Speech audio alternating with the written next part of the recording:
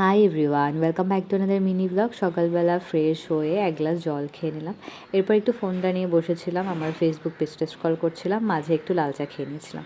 আমার ফেসবুক পেজের নাম তরঙ্গ। তোমরা যারা এখনও ফলো করো না, প্লিজ একটু ফলো করে দিও। এখানে আমি স্টোরিগুলো চেক করছিলাম কত কি ভিউস হলো। এরপর সকালে খেয়ে নিলাম ভাত, ডিমের পোচ আর আলু পটলের ঝোল করেছিল, সেখান থেকে একটু আলু বেছে নিয়েছিলাম। এরপর বিকেলের দিকে মামাম, আমি আর প্রমি তিনজন মিলে গিয়েছিলাম ছাদে। মামাম হচ্ছে ছাদে গেলে খুব খুশি হয়, বা বাইরে গেলে মামাম খুব খুশি হয়। মামামকে কীভাবে ধরেছে দেখো। তারপর ও মিমির কোলে উঠলো, তো খুব খুশি হয়েছে। ওর হাসি দেখেই বুঝতে পারছো, ওর কপালের দিকে একটু দাগ দেখতে পাচ্ছ, ওটা ও নিজের নখ দিয়ে করেছে। আর এখানে দেখো আকাশে কি সুন্দর চাঁদটা। আবার এমন ঠান্ডা লেগেছে, কথাই বলতে পারছি না। যাই হোক, এরপরে খেয়ে নিলাম একটু হরলিক্স সন্ধ্যের দিকে।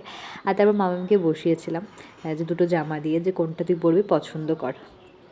কারণ সেদিন ছিল মামামের 7 মান্থ কমপ্লিট হয়েছিল। এটা হচ্ছে তোমার 7 তারিখ গত মাসের। এটা কি মাস, মানে সরি এই মাসের, মে মাসের। তো মামাম তো খুব কনফিউজড এখন। ও কিন্তু সাপোর্ট ছাড়াই বসতে পারে, ওর বসার স্টাইলটা দেখেছো তোমরা। ও খুব কনফিউজ যে কোনটা ও পরবে।